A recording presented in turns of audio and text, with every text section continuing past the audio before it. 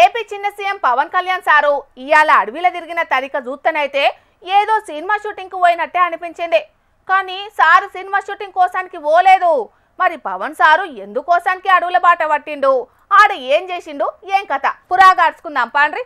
చాలా ఇష్టంతోని అటవీ పర్యావరణ శాఖ బాధ్యతలు తీసుకున్నానని ఇదివరకు చెప్పిన పవన్ సారు ఇక అప్పటి సంది అడవులను కాపాడుతందుకు అన్ని చర్యలు తీసుకుంటున్నామని కూడా అన్నాడు. అట్లా దున్యాలనే ఎంతో ఇలువగల్ల ఎర్రచందనం దుంగలను ఇలా స్వయంగా పోయి మరీ చూసిండు. తిరుపతి జిల్లా మంగళంలో అటవీ శాఖ గోడౌన్లో ఉన్న ఎర్రచందనం వివరాలన్నీ తెలుసుకున్నాడు. ఎర్రచందనం దుంగలన్నీ అమ్ముడు పోయేదాకా ప్రతి ఒక్కదాన్ని ట్రాకింగ్ చేయాలని చెప్పిండు అధికారులకు. ఇక తిరుపతి జిల్లాలో మామండూరు అడవిలో 4 కిలోమీటర్ల మీదనే పవన్ సారు తిరిగిండు. వాహనం దిగి ఏం తక్కువ 2 కిలోమీటర్ల దూరం కాలినడకల్నే అడవిలో మొత్తం కల తిరిగి ఆడున్న చెట్లను మొలకలను చూసి అవిటి గురించి అటవీ శాఖ అధికారులను అడిగి తెలుసుకున్నాడు. ముఖ్యంగా ఎర్రచందనం, అంకుడు, తెల్లమద్ది వెదురుతోనట్టుగా ఒక్క శేషాచలం అడవుల్లో మాత్రమే పెరిగే చెట్ల గురించి ఫారెస్ట్ అధికారులను అడిగి వాటి వివరాలన్నీ తెలుసుకున్నాడు. ఇక గుంటి మాడుగు వాగు కాడికి పోయినాక ఆడ కొడిసేపు నీళ్ళ కాలు పెట్టుకుని పురుసతగా కూకుండి అధికారులతోని ముచ్చట్లు పెట్టిండు. అటెంక నేపిరయ్య రిజర్వ్ ఫారెస్ట్ దగ్గర ఉన్న వాచ్ టవర్ ఎక్కి బైనాక్యులర్ తోని అడవిని మొత్తం చూసిండు. ఇక ఆడ అధికారులతో కలిసి ఒక మొలక కూడా నాటిండు.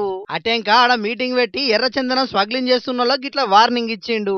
రెడ్ శాండర్స్ ని ఎవరైతే సపోర్ట్ చేస్తున్నారో మీరు స్మగ్లర్స్ కావచ్చు, కొట్టేసే వాళ్ళు కావచ్చు, కింగ్ పిన్స్ కావచ్చు, it's a very firm warning to you all.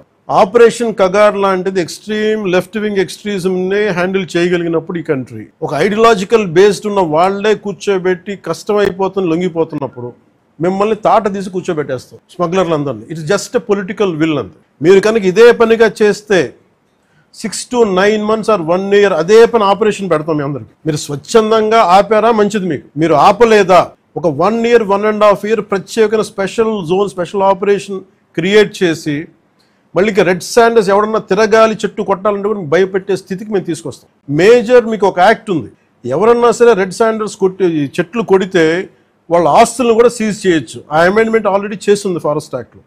ఎర్రచందనం స్మగ్లర్లు ఇన్నారు కదా చిన్న సీఎం పవన్ సార్ ఇచ్చిన వార్నింగ్.